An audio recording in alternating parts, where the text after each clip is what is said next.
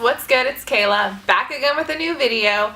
This time, I'm going to be teaching you how to fight postpartum hair loss. Because let me tell you, I have never seen so many hairs in my brush and at the bottom of my shower than I have since having a baby. I thought I had avoided it. I thought it was going to come right after having a baby. But now I have seen the light and I have seen the amount of hair that has come from my head. Okay, so what I'm doing to fight postpartum hair loss is, wait, have you subscribed to my channel? If not, you should subscribe right now. Comment down below what you would like to see next and let me know what you do to stop postpartum hair loss from ruining your hair. But first, let's learn about postpartum hair loss. All I put into Google is, why do you lose hair after having a baby? So this is what it says. During pregnancy, the increased level of estrogen in your body freezes hair in the growing or resting phase of the cycle. Hair that would normally fall out stays put, resulting in thicker hair. That's when you think you've got hair from the gods because you're pregnant. Then, after you give birth and your estrogen level declines, all that hair that was resting starts to fall out. So 9 months of hair resting in your head is just waiting to fall out. But this is what I've been doing to turn the cycle around. Jamaican black castor oil. I have been starting to give myself Jamaican black castor oil massages after my shower. I've been putting, this is really great, it's from Shea Moisture. I got it off Amazon. And it's in a dropper form, so dispenser. You can put it into everything. I've been putting it into my shampoo, like my sulfate-free shampoo, and massaging it into my hair. And I've also been giving myself massages in the shower. At any point in time, if I have time, I give myself a Jamaican black castor oil massage. So this is something that is great, and it grows your hair, it grows your eyebrows, your eyelashes, put it everywhere that you want to grow hair. Another oil that is great for hair growth is almond oil.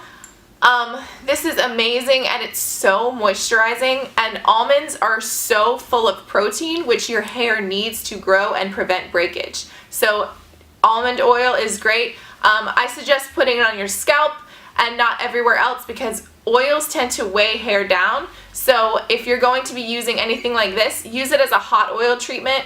As I mentioned before in another video, you can use almond oil and coconut oil together and they form a great hot oil treatment for your hair, and your hair will be so shiny and full of protein after.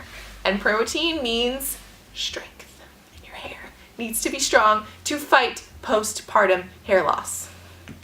Another thing is, and this I didn't even really know about, is vitamin E. Vitamin E is essential for everything, and if you want to have strong hair, you need vitamin E. Vitamin E is key.